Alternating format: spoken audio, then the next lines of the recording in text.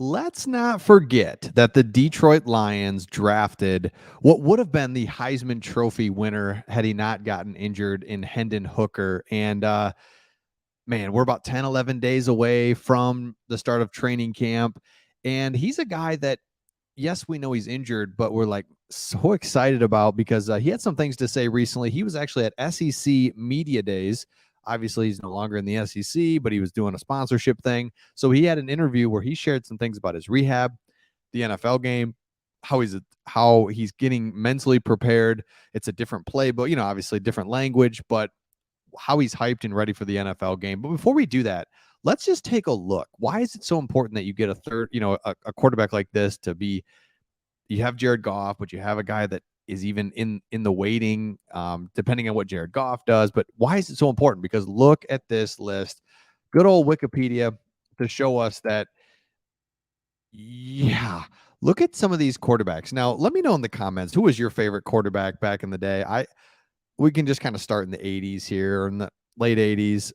I loved Rodney Peete. He was the first memory I had as a kid watching the Lions. And Rodney Peete was with us for 5 years. Eric Kramer played a lot too. I remember that.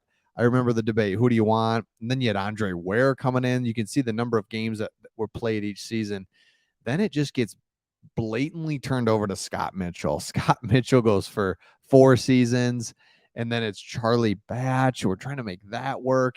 All these guys just, and the game was different back then, but it just weren't guys that you loved. And I liked Gus Frerotte. Man, Gus Frerotte, loved him. And I know you guys all remember Mike McMahon, because remember, we're dying. Charlie Batch is at the end. He can't win. Joey Harrington, it's like, this guy's no good. So here comes Mike McMahon. He's no good, but he's different than Joey Harrington. And he could run a little bit, and he was tough, and he would get first downs. And you're like, let's go. Mike McMahon, start him. And he wasn't very good at all, but he was better than, or he was just different than Joey Harrington. And everyone was so frustrated with Harrington. So 0304, Joey Harrington plays all the games. And then we bring in Jeff Garcia to try to switch things up. Then it goes to John Kitna, our guy from 06 and 07. And then it just falls off the rails in 08, 09. Stafford's injured, and then finally we get into the Stafford days. So let me know out of this list, like, some of the guys you liked, some of your memories, because here's the deal with Hendon Hooker. Here's what he had to say, as we'll get into Hooker and why it's so cool that we have him. An incredible player, was going to be a Heisman Trophy winner had he not gotten injured. And so they asked him, what was the draft like? He said, I was just chilling, honestly, hanging out with friends. That's cool. His goals for the rookie season: I want to make sure my leg is 100%, and I want to continue to soak up as much information as I can. Jared Goff is a great vet to be around. The thing I love about Hendon Hooker so far, everyone jokes, he's like 28 years old. Yes, he is like 26 or whatever. He's more mature. The guy's just like, he gets it. And this is why this is such a perfect draft pick. He can come in. He's not putting any pressure on Goff. Goff's not putting pressure on him, vice versa. Fans aren't putting pressure on anybody. I need to come in, get my leg right, and I'll be ready to go. Head coach Dan Campbell's personality: he's very electric. He has side jokes and stuff you would have with your buddies in team meetings. He has a good feeling to be around him, and he wants to make sure that everyone is still learning, and we have one goal in mind of winning ball games. Him bringing that competitive nature out and playful nature as well. It's a great environment. This is nothing new. We've come to learn this. Love to hear it, though, that guys just enjoy being there. You didn't hear that with Patricia or anybody else. They enjoy being there. Kneecap biting, that's so old, we don't give a crap. On the transition from his college offense to a traditional offense, and this is where I think it's really interesting. He said, it's been good. Football is football. It's going to be a different language for every team. They call it something else. We call it an out. They call it a dig. It's dig, so that's it. But he said, transitioning to taking more control, but I also had control at Tennessee. So not too much difference as far as orchestrating the offense and just being a ball player out there. So there's a couple things at Tennessee. He talks about how he had absolute control at the line of scrimmage. He's basically calling the plays at the line of scrimmage. Tennessee was a little faster pace at times, and they just really were up tempo. He's calling the plays, but he says it here. I mean, football is football. At the end of the day, he's reading defenses. He's making good throws. He's accurate. He's got to work on his footwork. All those things that he he absolutely can do, and he will do, and that's what's cool to see about this guy. He's like, he just gets it. How his Tennessee system helped prepare for the NFL game. He said, feeling of space and having full control of the offense and making calls at the line of scrimmage. A lot of people don't know that we do that. We have full control. We're checking at the line. We're checking protections, doing everything you want in a quarterback. That's huge in the NFL game, and he'll get smarter in the NFL game. But I mean, that's a great thing to have versus, all right, quarterback in college, here's the play, run it. Instead, he's looking coverage, and it's more and more like this for every college team. But to hear him say that he's had most control throughout the season and in games, that's awesome to see. And then here he says here, the biggest transition as whole from college to a professional. He said, I love how he's just honest. Like, I haven't taken any snaps or done anything competitive on the fields, right? So, but the biggest thing is I got to make decisions quicker.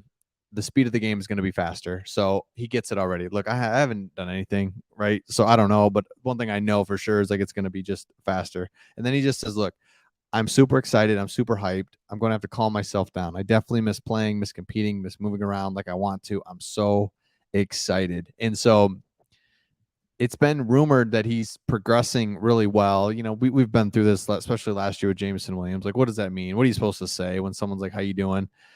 But it is nice to say, like, yeah, I'm progressing very well with training camp starting soon.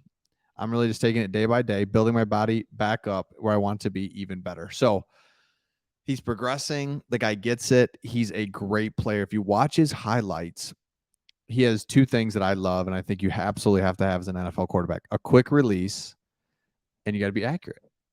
And the quick release part is so huge because when the window opens, you got the opportunity. Can you do it?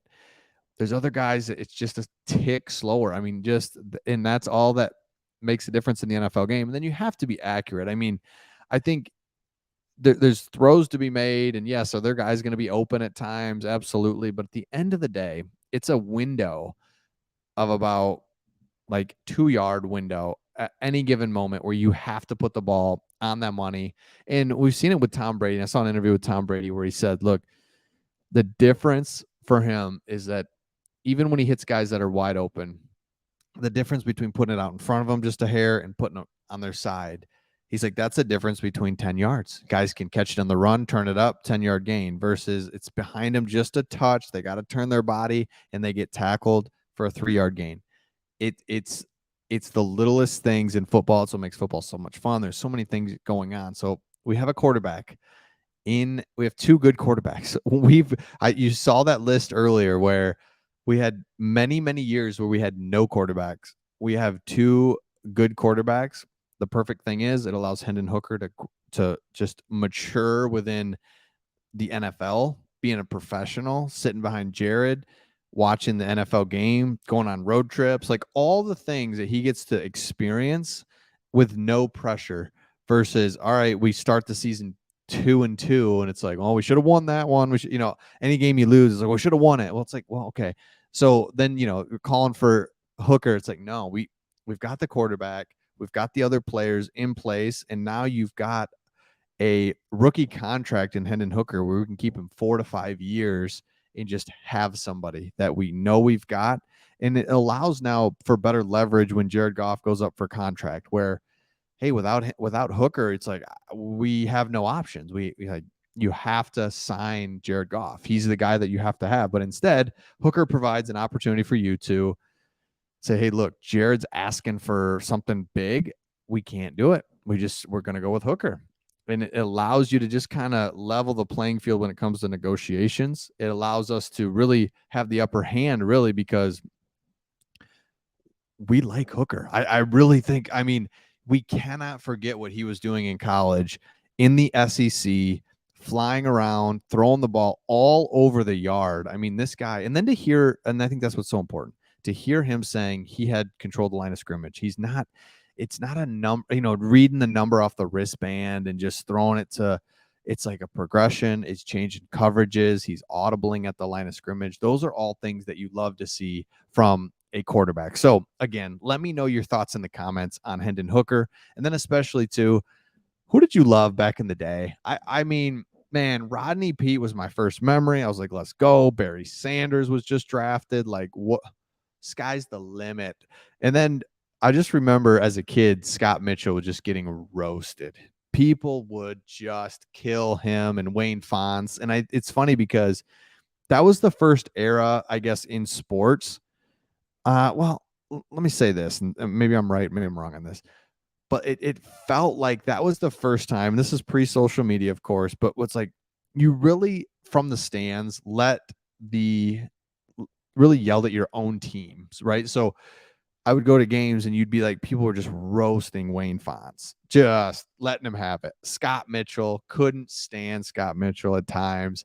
And I remember that. And that was always just like, wait, aren't we rooting for these guys? It's like, no, they're screwing up so bad. And it's like, oh my gosh. So we wanted Scott Mitchell out of there. We wanted Wayne Fonts out of there. We wanted change. We end up getting change and it was worse.